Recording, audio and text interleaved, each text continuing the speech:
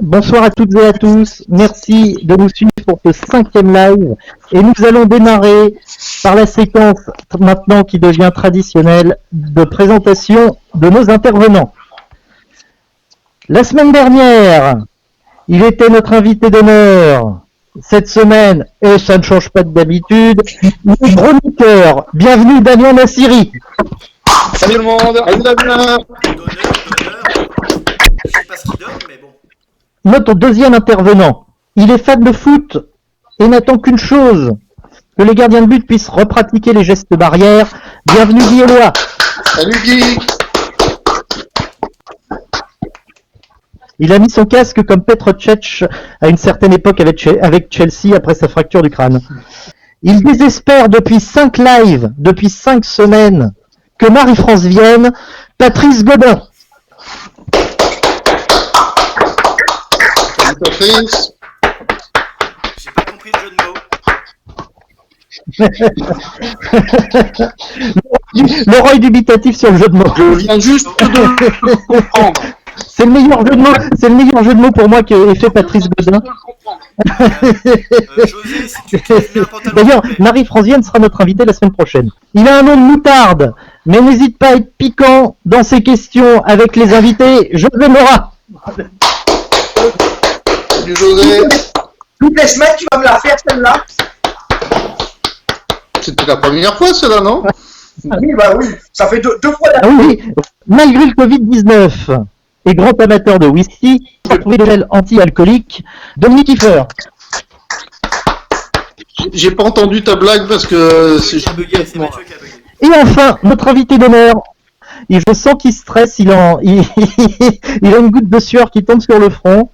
Aussi clairement, Idriss Elba ou Henri Cavill comme successeur potentiel à Daniel Craig. Mais pour lui, ce sera toujours Pierce Brosnan. Bienvenue Laurent Perriot. Bonsoir à tous. Salut. Merci de m'accueillir. Salut Laurent. Merci d'être parmi nous. Merci beaucoup. Merci. Merci à vous. Et on peut l'applaudir.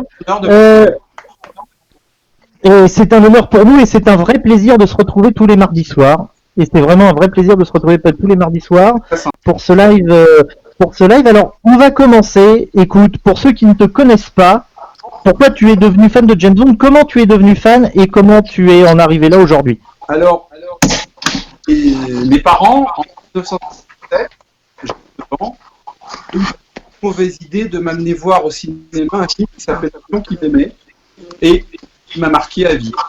Je suis ressorti de salle de cinéma complètement épaté par cette idée. Je connaissais déjà un peu Roger Moore.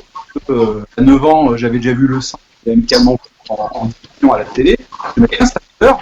Quand j'ai découvert que James Bond c'était lui au cinéma, et un film assez extraordinaire, c'est L'espion qui m'aimait, avec des gadgets, des histoires extraordinaires, et une voiture en partie.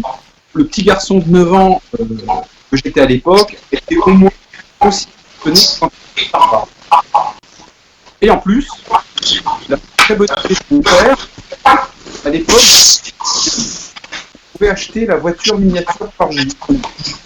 Et il l'a acheté, je pense, à et il me l'a offert.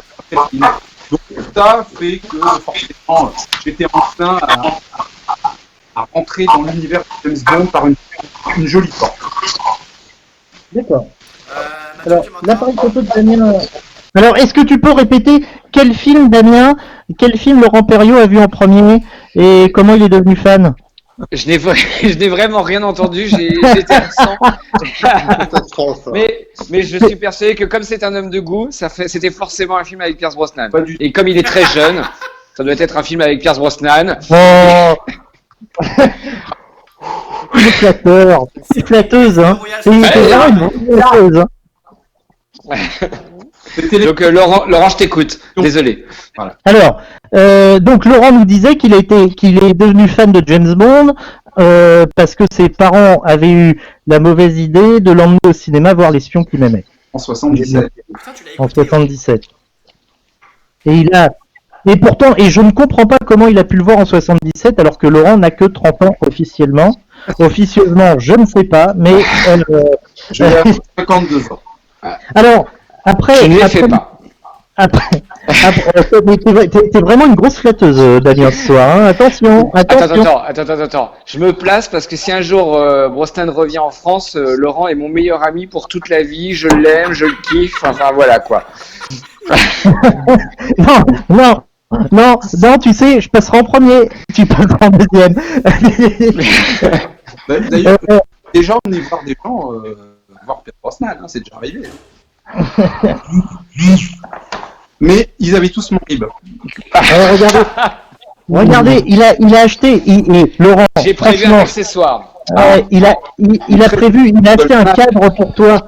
Exactement. Ce soir, je me suis dit, je viens avec quelque chose. Je me suis dit bon. Laurent, de toute façon, est toujours bord cadre. Donc. J'ai viré la photo d'un ex pour pouvoir mettre Pierce Brosnan à la place. Donc. Tu te rends compte de Alors Laurent, revenons à nos moutons après cette. Il y a beaucoup de cadres avec beaucoup de photos, à mon avis. Laurent, après avoir vu l'espion qui m'aimait, comment as-tu donc du coup tu as eu ce coup de cœur que moi j'ai eu comme j'ai expliqué la semaine dernière avec Demain ne meurt jamais. Comment es-tu rentré, comment es-tu rentré dans le monde des fans et comment as-tu voulu vivre ta passion après avoir vu l'espion qui m'aimait? En fait, je vois l'espion qui m'aimait en 2017 à 9 ans. Le film me marque, et puis je vis ma vie d'enfant. Je vais voir d'autres films. Et puis un beau jour de 79, dans le métro avec ma mère, je lis ma fiche de Moonraker. À l'époque, tous les 2 ans, il y avait un James Bond qui sortait, je n'étais pas encore en ça. Et là, Moonraker, je vois dans sa tenue de cosmonaute avec le smoke, je vois Rockman, je dis génial. Il y a un autre film de James Bond qui sort forcément.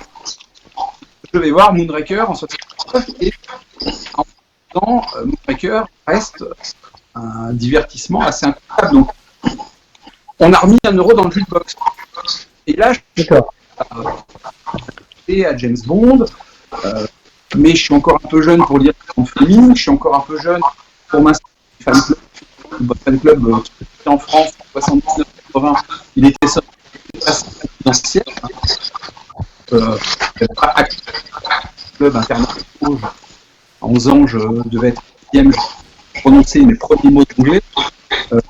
Mais du coup, j'achète ces revues que Guy doit bien connaître. Une cinéma qui nous vient du Clapéi. Et il y a souvent des artistes qui Bond. Je m'intéresse. Je cherche encore et puis Never Say Never Again. Donc, c'est la fin de mon enfance, mon adolescence, et mon esprit au James Bond. Et puis, à l'âge de 15-17 ans, effectivement, je commence à m'attaquer un petit peu au roman d'Ian Fleming. Et puis surtout, entre-temps, la VHS est arrivée. Donc, on peut louer les anciens James Bond qu'on n'a pas vus, ou qu'on voit sur Canal, ou Fusion Télé. Et puis, le premier samedi du mois Le premier samedi du mois, tu pouvais voir les films sur Canal. Voilà, c'est ça, vers minuit. Vers minuit. Voilà. Et donc voilà, je vais voir les ressorties au cinéma, je découvre qu'il y a eu un autre James Bond avant Roger Moore. C'est quoi ce Sean Connery? Il est moche, il a pas de classe, il est machin. Enfin, je me dis ça à l'époque, évidemment. Mais j'aime bien quand même les films de Sean Connery, je les découvre. Et voilà, je grandis comme vous tous en découvrant, voilà, au fur et à mesure de sorties, les films, les ressorties, les VHS. Et je lis un peu ce qu'on peut trouver, mais il n'y a pas grand-chose à lire en fait. Tu t'intéresses au roman? Moins, en fait. Le roman, pour moi, est une substitution, parce que j'aime plus le James Bond du cinéma que le James Bond des romans. Je rentre Fleming, parce que sans ça, il n'y aurait pas de film.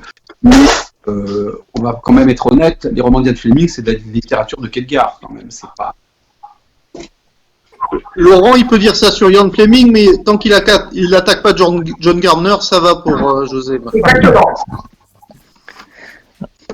J'ai peu lu Gardner, je suis désolé. C'est qui Gardner d'ailleurs? Un mec qui bosse chez Truffaut. Guy, question de Guy. Attendez, je fais le doublage de Guy si vous voulez. Je fais le doublage. Il remue les lèvres et je fais le doublage. Est-ce que James Bond va mourir une fois? C'était pas ça la question. Je pense qu'il allait me demander si j'aimais Casino Royale 67. Exactement. Et puis Laurent, je reviens sur je reviens du coup sur ta biographie. Je vais essayer de faire la question de Guy. Donc tu es devenu fan de James Bond après avoir vu Casino Royale 1967. Mais 10 ans après. 10 ans après. Et maintenant, ma question c'était, tu t'intéresses pas aux romans, mais les bandes dessinées, les comics books, ça t'intéresse? Ah, ça m'emmerde complètement, j'en ai rien à foutre. Voilà qui est. Au moins c'est clair. Et Casino Royale 1967. Alors, le film a certaines qualités esthétiques. Le film a une jolie chanson. Le film a un très gros casting, mais ce film n'a ni queue ni tête. Voilà. Pour moi, c'est un précurseur d'Austin Powers. En mieux, Il a pas de gros tuyaux. j'ai envie de dire. En plus élégant qu'Austin Powers. Mais j'aime bien tout ce qui se passe en Écosse. Voilà. Après, c'est un peu farfelu et forcément je l'ai parmi ma collection, mais je pense que je le regarde jamais, non. Je suis désolé. J'adore Deborah Kerr aussi. Bon, Hein. c'est bien, Guy, tu peux partir maintenant, Voilà. merci. J'ai dit des choses. Il a sa deuxième question à poser. J'ai dit des choses sympas, mais pour moi, c'est un coup de producteur qui cherchait à faire du pognon et à surfer sur James Bond, et c'est tout. Alors qu'il y avait quelque chose de beaucoup plus intéressant à faire avec ces droits-là. Exactement. Et c'est bien que Ian ait récupéré les droits. On a François Bustamant qui nous dit que CR67 est un chef-d'œuvre. Mais je comprends François, il aime bien toute cette période-là, et il a raison d'aimer ça, hein, mais je ne partage pas son point de vue. Non, François, c'est un mauvais film, il n'y a rien à garder. Rien, absolument rien. Il a dit l'Écosse. Et alors, il me on a- semblait qu'Eric Saucine me demandait si j'aimais Jamais plus jamais. Oui, j'aime beaucoup Jamais plus jamais, mais je le trouve inférieur à son original. Ah, Jamais plus jamais, qui est aussi un coup de producteur qui veut te faire du fric. Oui. Damien, ouais, moi j'écoute Laurent là depuis tout à l'heure. En fait, j'ai l'impression de m'entendre moi la semaine dernière. Et je trouve que vous êtes vachement plus gentil avec lui parce qu'en fait, il est principalement les romans, il trouve pas ça hyper intéressant pour lui. Non, mais je les ai tous eus, mais bon, je me retourne pas dessus, quoi. Attends, Damien, on va. Ok, bon, bah, on va le lui contraire de répondre moi. après pour les romans. On va lui rentrer dans l'art, t'inquiète, après. C'est parce que je sais pas lire. Je sais déjà ce qu'il va me dire. Mais non, mais c'est vrai qu'en fait, quand je t'écoute, j'ai l'impression quand même que t'es fan principalement des films de la saga Eon. Enfin, non, ouais. j'aime aussi Jamais plus jamais, mais j'aime plus l'aspect cinématographique du héros qu'on aime tous. Oui. D'accord, oui. C'est exactement comme moi. Les Je pense dessins qu'on est- animés James Bond Junior, ça m'intéresse pas. Les différentes adaptations BD, ça ne m'intéresse pas. C'est bien que ça existe parce qu'il faut que tout le monde puisse trouver son bonheur et son point d'entrée et d'attache à la série. Mais ça ne me parle pas personnellement. Mais ça, c'est ma vérité, c'est pas une vérité universelle. Ah, C'est une chanson de. on a Emmanuel Michler. Patrice, on a Emmanuel Michler qui nous dit qu'il n'est pas là pour faire Brosnan. Bonsoir, On ça nous va aurait bien menti. On nous aurait menti. Alors Pierre Brosnan, pour son petit nom pour les amis, c'est Pierre Brospoil, parce que tout le monde l'appelle Pierre Brosnan. Je pense que François provoque un petit peu Laurent et il dit Vas-y, je ne Patrick. jamais être très bon, meilleur que les Brosnan. Il a raison. Le problème, enfin, on va faire une digression puisque vous voulez qu'on parle un peu de Pierce Brosnan. Pierce n'a pas été servi par les bonnes histoires, Ça, on est- mais il est une parfaite incarnation de James Bond. Ça, je suis maintenant. Voilà, c'est le James Bond qu'il fallait à cette époque-là. Voilà. Après, les scénarios sont ce qu'ils sont, et à cette époque-là, Pierce Brosnan n'avait pas le contrôle que Daniel Craig a aujourd'hui, qui est peut-être même un peu too much d'ailleurs.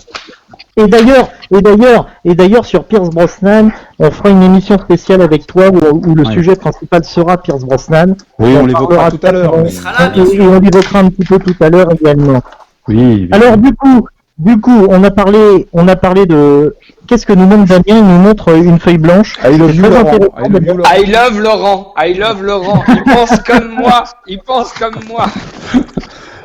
Sauf que toi, tu dis que Allô ces films sont excellents, Damien. Ah non. Allô, pas tout. Allô, Hôtel Ibis, réservez une chambre pour 22h.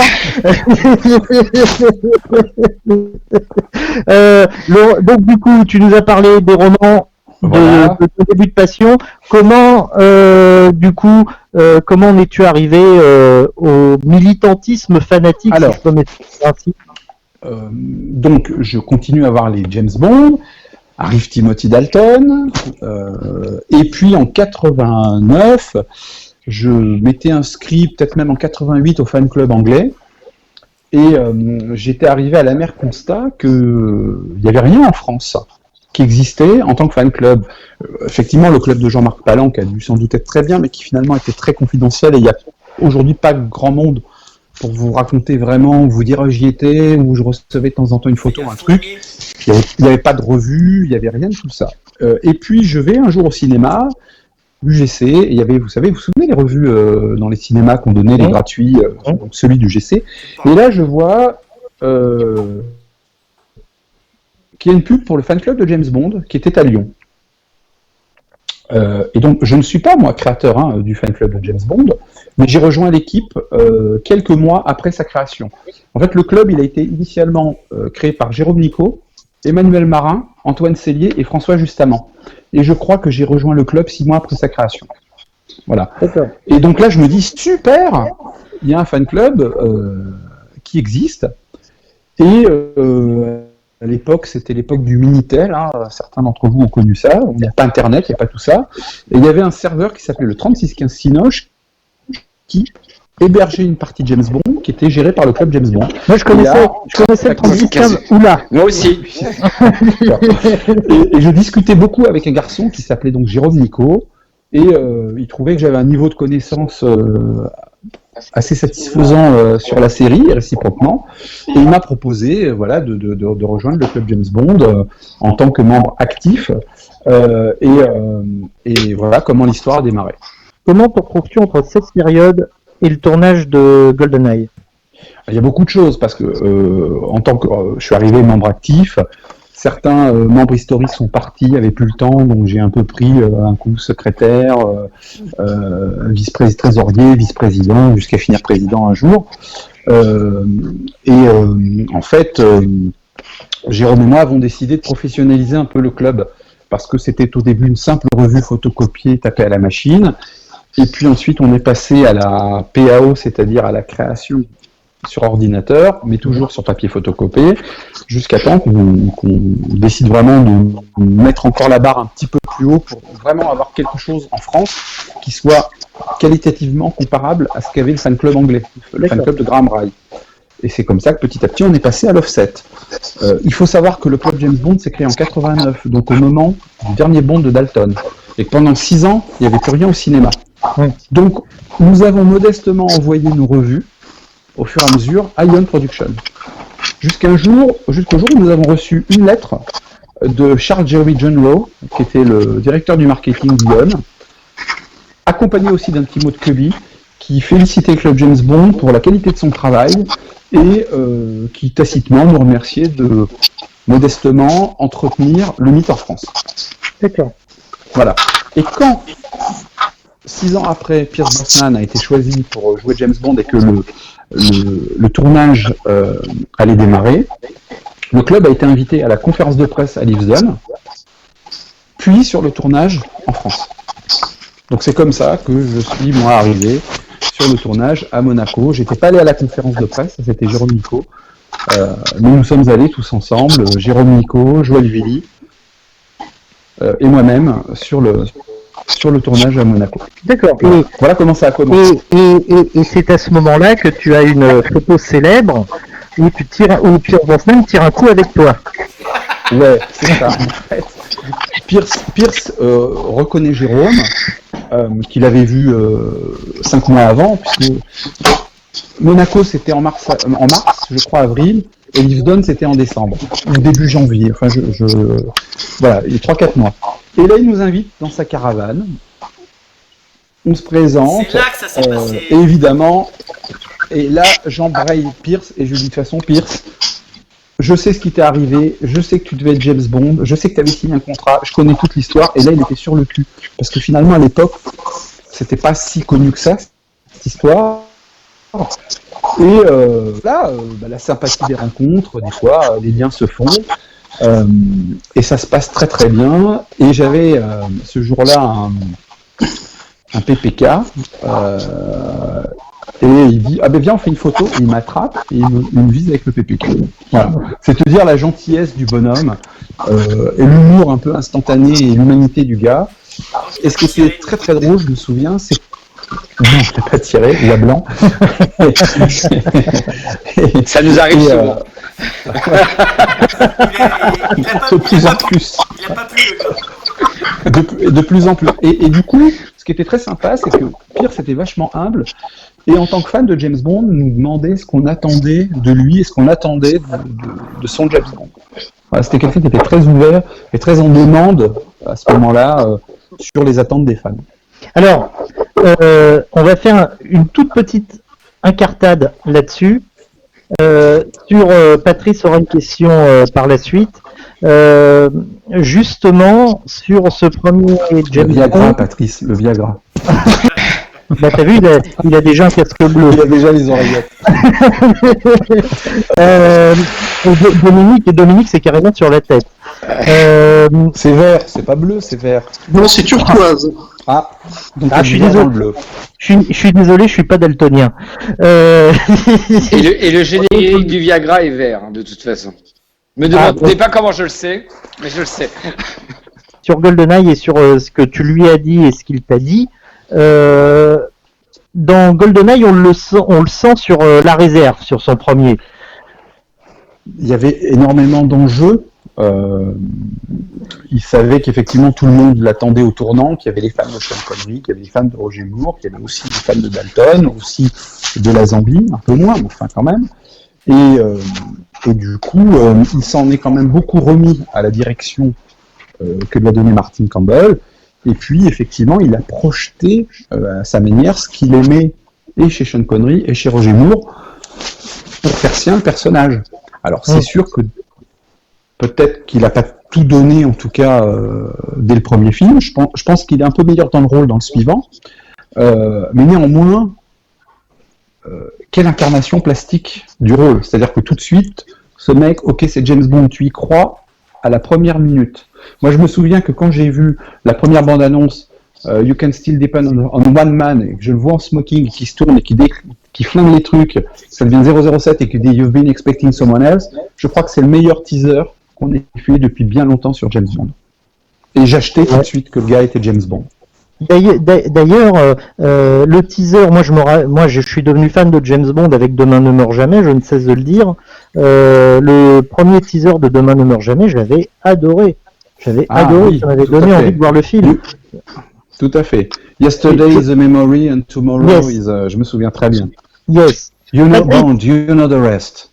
Exactement. Et ce teaser était absolument génial, ça m'avait donné envie d'aller voir le film, et j'avais motivé mon père pour m'emmener, j'avais 10 balais à l'époque, et j'avais motivé mon père sans m'emmener voir le film, et j'ai eu un coup de foot cinématographique. Voilà. Et Patrice, t'avais une question? Oui. Tu l'as toujours, ou elle est partie? Laurent, ouais, en fait, je voulais savoir, alors, il y a pas longtemps, tu as revu Pierce, il y a pas longtemps. À Deauville. À Deauville. Et tu avais posté des images de lui. Alors moi, j'ai été impressionné par... il a l'air vraiment simple. Pierre, c'est quelqu'un d'accessible. Alors, nous, effectivement, au fil des années, on a une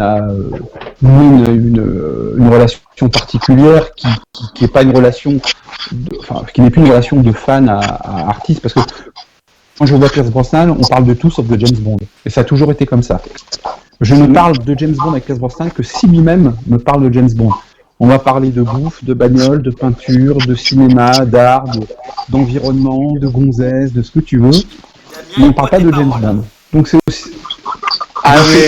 c'est aussi pour ça qu'il y a eu une forme de de respect, de confiance qui s'instaurait. C'est la même chose avec Joël Gilly, qui on est souvent très ensemble d'ailleurs quand on le voit. Et donc, il nous a gardé cette accessibilité qu'il ne donne peut-être pas à tout le monde. Mais parce qu'on se connaît depuis longtemps et qu'on a appris à se connaître. Et je voulais Patrice. savoir si tu avais rencontré d'autres acteurs, genre Roger Moore par exemple, et donc, Plein de fois. Et si tu pouvais nous parler de ton ressenti de ces acteurs-là, quand tu les as vus. Alors, Timothy Dalton, je l'ai rencontré une fois, mais ça a été juste un bonjour, ravi de vous rencontrer. J'ai trouvé le type très impressionnant, c'est un type très grand, il fait 1m89, qui a en vrai beaucoup de classe et beaucoup de charisme. Ce qui donne pas l'impression, Laurent, je te coupe, ce que Timothy Dalton ne donne pas Timothy Dalton ne donne pas l'impression d'être très grand dans ses films d'ailleurs. Hein. Moi je fais 1m90, il est un tout petit peu plus petit que moi. Il est grand comme connerie, tu vois. Et Dalton, il est très impressionnant en vrai, il a beaucoup de charisme, un regard bleu perçant, et malheureusement, pour une raison que je ne peux pas m'expliquer, tu le vois pas à l'écran tout ça. C'est marrant, hein. Alors que Brosnan, il rentre dans une pièce, tu le vois tout de suite, tu le remarques, et à l'écran c'est pareil. Moore, c'est pareil. C'est des gars qui ont beaucoup de prestance et beaucoup de classe. Ça, c'est pour l'aspect physique. Maintenant, humainement, donc je peux pas en dire plus de Dalton. Craig, je l'ai rencontré 2 fois, mais je suis pas, moi, super fan du personnage. Mais je ne le connais pas bien, une fois encore. Lazenby, je l'ai rencontré 2 fois. Une première fois en 94, où je l'avais trouvé vraiment délicieux, sympathique, avenant. Je l'ai revu des années plus tard, il était un peu plus aigri, moins disponible. Non, pour moi, les 2 belles rencontres, c'est Roger Moore et Pierce Brosnan, qui ont beaucoup de points communs sur leur gentillesse et quand on les approche. Par contre, j'ai pas créé la même intimité avec Roger Moore que j'ai créé avec Pierce Brosnan. Mais j'ai rencontré Roger Moore la première fois, c'était en fin 83, j'étais gamin. Puis je l'ai revu une dizaine de fois dans ma vie et c'était toujours un vrai plaisir. Et c'était voilà. Pour moi, c'est des gens que je compare vraiment en termes de. C'est des gens qui ont aimé être James Bond et qui trichent pas avec ça. Voilà. Et ils le montrent et ils sont reconnaissants envers le public. Et donc ils donnent un peu de temps quand ils peuvent en donner. Damien, tu avais une question? Oui, exactement. Bon, déjà, je suis impressionné par tout ce que tu dis et effectivement, je bois tes paroles parce que. Ouais, et encore, tu vois, c'est la même bouche le samedi soir. Tant que tu fous les paroles que tu bois, ça nous va. Non, mais Laurent, j'ai vraiment... Qu'est-ce que tu vas pisser, mon pauvre? Laurent, j'ai une question parce que tu dis que quand tu rencontres Pierce Brosnan, tu parles pas spécialement de James Bond, mais non. D'abord sauf la première fois. Ouais, bien sûr, parce que la première fois quand tu l'as rencontré dans sa caravane et tout. Pourquoi? Parce qu'en fait, est-ce que il a tiré un coup, t'as qu'à suivre aussi, Patrice, sérieux. Il l'a dit tout à l'heure. Mais est-ce que c'est parce qu'en fait il veut pas en parler ou est-ce que c'est parce qu'il y a de l'amertume ou je sais pas? Non, c'est pas ça, c'est parce qu'en fait, quand tu t'en parles 5 minutes avec lui, mais c'est quelqu'un qui s'intéresse très vite à toi, qui te demande ce que tu fais dans la vie, qui a envie que tu lui racontes ton histoire, qui t'es, d'où tu viens, ce que tu fais. D'accord. Et du coup, quand tu te livres et que tu as une conversation avec quelqu'un, tu découvres l'autre et tu t'intéresses et tu vois qu'il y a des choses en commun ou pas, ou machin, et donc tu construis une relation d'échange.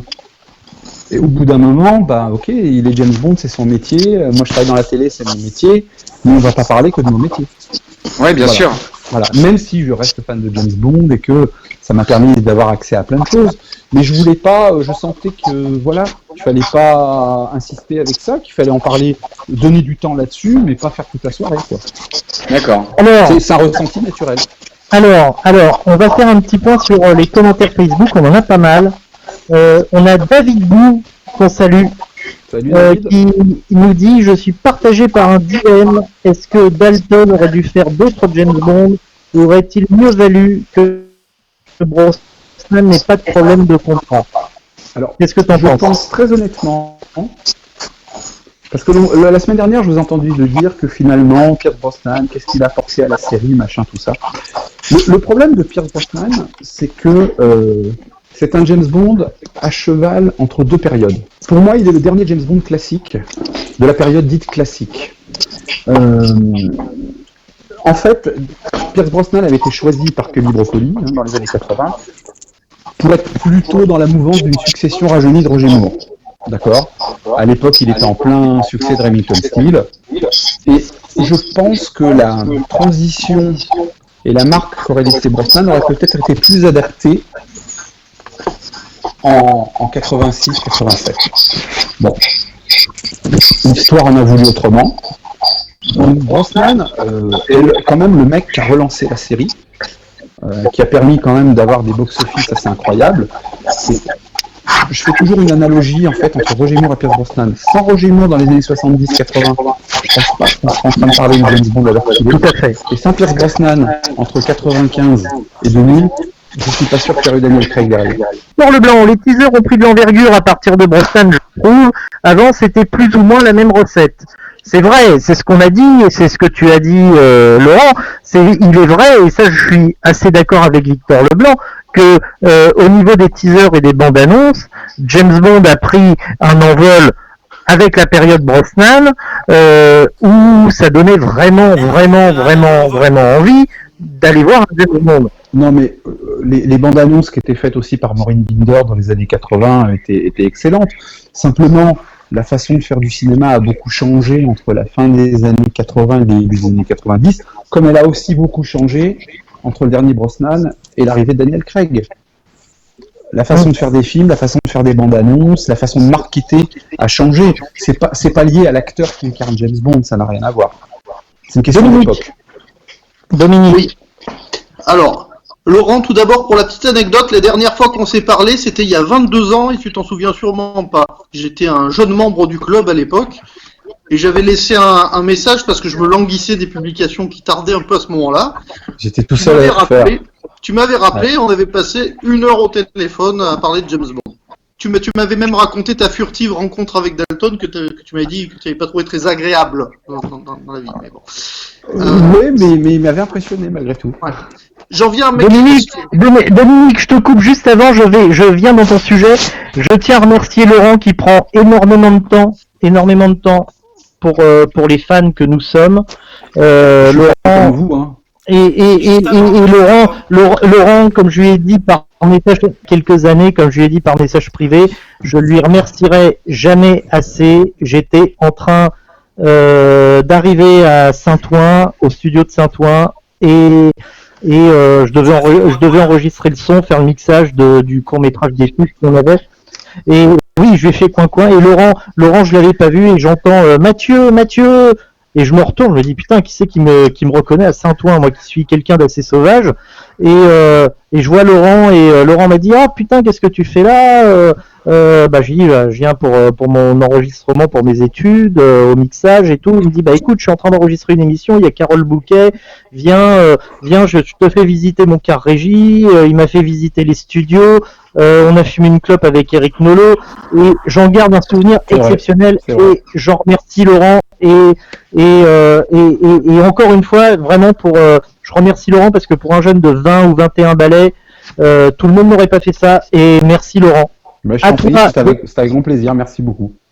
À toi, Dominique. À l'époque, Carole Bouquet faisait la tronche ou pas? Ou elle était souriante? Je me souviens pas. Donc, ma question à propos de Brosnan. Alors, tout d'abord, tu as dû nous entendre effectivement dans les lives précédents. J'aime bien Brosnan, mais je me surprends moi-même à trouver, donc bon, on est d'accord sur la qualité des films et leur côté périssable, et peut-être qu'on est moins d'accord sur le côté lisse. Mais à l'époque où Brosnan est arrivé, je suis d'accord avec toi, quand j'ai vu le You Know My Name, You Know the Name, You Know the Number, j'étais ravi de son arrivée dans le rôle, d'autant plus que j'avais pas aimé Dalton, et que j'étais ravi de ce retour du glamour en fait. Mais, bon voilà, moi je me surprends moi-même à plus prendre tellement plaisir à revoir ces films. Le fait qu'il ait été super sympa comme ça dès votre première rencontre, que vous ayez créé un lien, que vous ayez pu parler d'autres choses, est-ce que parfois ça n'a pas un peu joué, attention, ma question n'est vraiment pas consensuelle, sur ton objectivité quant à Pierce Brosnan dans le rôle? Non, parce que ça m'a pas empêché d'être critique sur les films, par exemple. ça m'a pas empêché de trouver Brosnan bon dans certaines séquences de Meurt un autre jour. Par exemple, les séquences où il est en géole, où il se fait bien tabasser, bien torturer. Il est plutôt crédible. Il ouvre la voie à Daniel Craig dans ce genre de séquence. Quand il tue Electra de sang-froid, quand effectivement il retrouve Paris Carver morte, ou par exemple même au début de... Revoyez le pré-générique du Monde ne suffit pas, quand il est chez le banquier, et il fait un regard caméra quand il vient de tuer un mec. Vous vous souvenez de ce plan-là ? Oui. Bon, et ben Brosnan, c'était plein de promesses que les scénarios n'ont pas donné le loisir d'exploiter. Moi, il m'avait dit un truc. Il m'avait dit, je rêverais de faire un James Bond qui se bat contre une menace écologique. C'est un truc un Green Bond, comme il me disait, c'est quelque chose qui lui tenait à cœur parce que c'est quelqu'un qui est très engagé, vous le savez, dans l'environnement et tout ça. Et il aurait adoré se battre contre un salaud qui voulait faire, je sais pas, du dérèglement climatique, de la pollution. Enfin, on n'avait pas nommé les choses, mais il aurait voulu faire ça. Est-ce qu'on aurait vu James Bond faire caca dans un champ et recycler son caca ? Faire son compost, je sais pas. Je suis pas sûr. Donc non, je reste objectif. Moi, je trouve que, voilà, comme tu le disais, on peut aujourd'hui moins aimer les films. Ils reviendront sans doute à la mode à un moment donné, de toute façon, comme tout. Il y a des moments où moi, les James Bond de Roger Moore pouvaient m'énerver, ceux de Dalton aussi. Puis des années après, je les revois, je leur trouve des qualités, je les vois différemment, et je les re-aime. Je sais pas si le mot je les aime de nouveau. Différemment pour d'autres choses. Donc je pense que les Bonds de Brosnan sont le témoin de ce qu'était le cinéma de l'époque et ce que le public voulait à l'époque. On peut pas comparer Sean Connery c'est mieux, Roger Moore c'est mieux. C'est pas à la même époque. Ça s'adresse pas à la même génération. Il faut quand même dire que Roger Moore c'est quand même mieux. Oh non. Écoute, Roger Moore c'est très bien. Et parfois, c'est too much aussi. Mais c'était pas que lié à Roger Moore, c'était aussi ce que le public des années 70-80 attendait de James Bond au cinéma. Alors, moi, je dirais que... Moi, je dis toujours, je n'ai pas de James Bond préféré, j'ai un film préféré par acteur. Ouais, je trouve que l'interprétation de Brosnan, elle est inversement proportionnelle à la qualité des films, qui descend, et lui qui est de meilleur en meilleur au fil des films. Ouais, mais qui se patine un peu plus et qui est de plus en plus crédible dans le rôle. Tout à fait. Oui. Par contre, c'est vrai qu'au niveau de ce qui lui est proposé comme scénar, moi j'ai tendance, et tu dis que c'est le témoin d'une époque, ces films, moi j'ai tendance à dire que pour moi les Brosnan c'est comme du Beaujolais. C'est bien sur le moment, mais ça vieillit pas bien. On n'allait pas faire encore les méchants mégalomaniaques, hein. Tout ça avait bien été fait dans les années 70-80. Le mur de Berlin était tombé. Il n'y avait plus, on va dire, les vilains russes du SMERSH et du KGB. Et donc, il fallait que James Bond se réinvente pour une époque. Donc, qu'est-ce qui reste ? Des sales types, des manias de la presse qui veulent manipuler.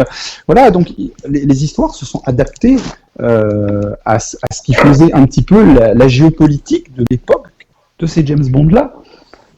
Et le méchant, le Elliot Carver dans Demain ne meurt jamais, il est mégalo, il est sadique. Enfin, moi je trouve qu'il est génial. Enfin, je vais quand même vous dire un truc. Le destin quand même qui lie Brosnan à James Bond, ça n'est arrivé à aucun acteur.